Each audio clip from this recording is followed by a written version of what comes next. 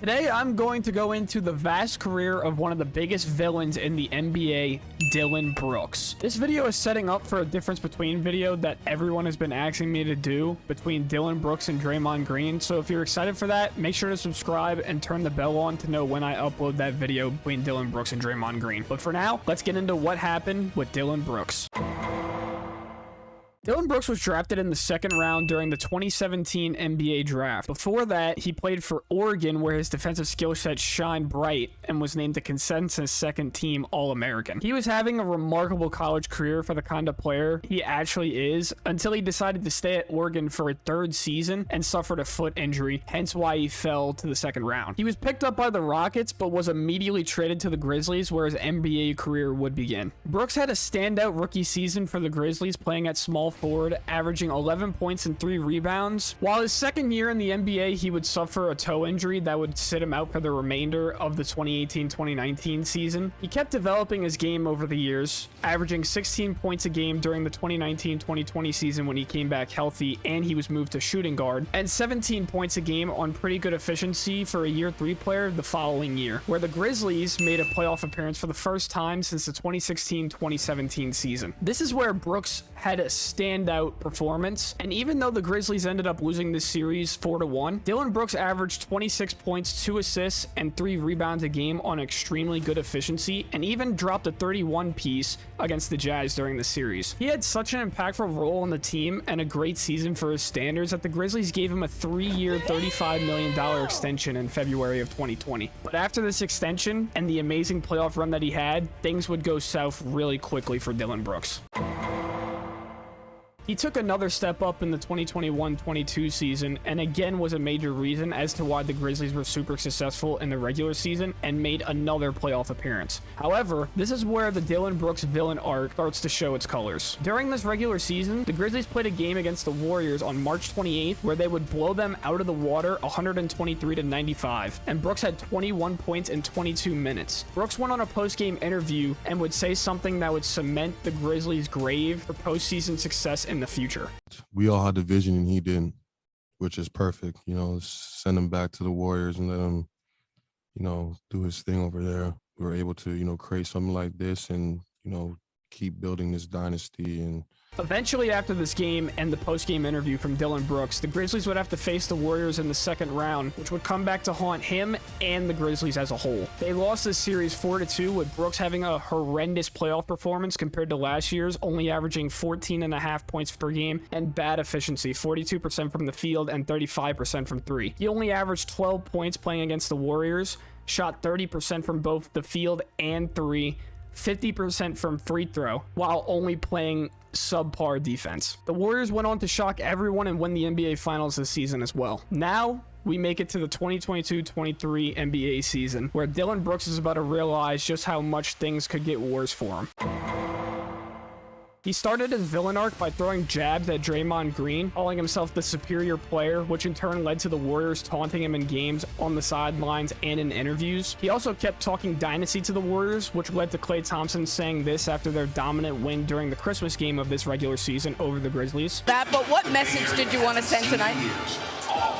Man, they was talking about dynasty and all that. You can't talk dynasty when you haven't won before. Then came the Donovan Mitchell incident, where Dillon Brooks hit Donovan Mitchell in the groin playing against the Cavs, which led to Mitchell throwing a ball at him and it turned into an on-court scuffle. Then Brooks injured a cameraman after pushing him down during a game against the Miami Heat. Then Dillon Brooks tried to swap jerseys with Kyrie Irving, but instead Irving rejected it and told him to continue playing ineffective defense. In the same game, he called Theo Pinson, a bench warmer on the Mavericks, a cheerleader while doing a pom-pom dance, which led to a technical foul. Then he began taunting with Russell Westbrook in a game where they lost against the Clippers and Russell Westbrook outshined the whole gym. And in the same game, Russell Westbrook would go on to call Dillon Brooks trash before shooting his free throws. I think you get the picture by now. Not to mention, he received so many technical fouls that he led the NBA in most technical fouls, was fined for up to $260,000, and was suspended for a game during the regular season because of how many techs he had accumulated. However,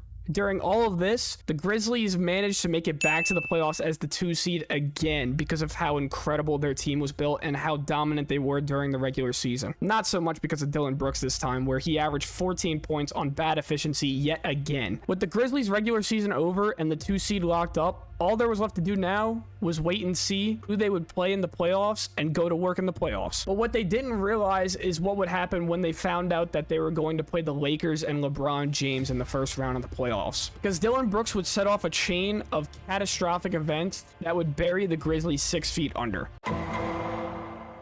Dillon Brooks said after a practice that he wouldn't mind playing LeBron in the first round. Quote, "The legacy is there. First time back in the playoffs and knock them out right away. They'll test us good. They got good pieces, good players. That'll be a good first round matchup for us." Not an ideal thing to say to one of the greatest players of all time, but I'm sure it can't get worse than that, right? I guess what were you thinking? I don't care. He's old. He wanted to say something when I got my 4th foul. He should have been saying that earlier on. You know, I poke bears. I don't respect no one until they come and give me 40. Okay, but it can't get worse than that. Yes. We've seen Draymond Green adjudicated for his history. Okay, surely now it can't. LeBron James for 3. Play on or have the Lakers take a timeout.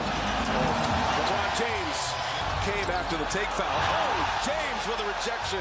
Here's Morant in the corner. Missed it badly. Air ball.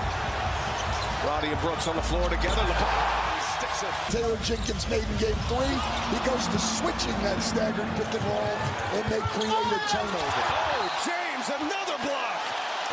Reaves quickly up the court. Looking for James, who lays it in on the round. Way over. Ja Morant gets room shooting, creates spacing. James, now the switch with Edney on him. Reeves finds himself open in the corner. James now got Dillon Brooks on him. James, little cross. He drives it, gives it up. Davis, tough 2 here. Davis, it's got it. Tillman on him. Lakers down 2. James off the window. It goes! What a basket by James! It ends up on LeBron. He drives it. James lays it in. He wanted James. He gets him. James drives. James is fouled and 1. LeBron. He went on to dodge not 1, not 2, but 3 media interviews during this playoff run against the Lakers. He averaged a career low in the playoffs of 10.5 points per game. And this is when the Grizzlies have finally had enough, because they would go on to say that Dillon Brooks would not return under any circumstances to the Memphis Grizzlies. Which brings us to today. He is now an unrestricted free agent going into the upcoming offseason. And you have to think, with all the antics he comes with, while not providing any playoff success since his fall from glory, will he end up with the team next season? Or will he catch up on his Chinese? If you like this video, be sure to like, comment, and subscribe, and I'll catch you all on the next one. Peace.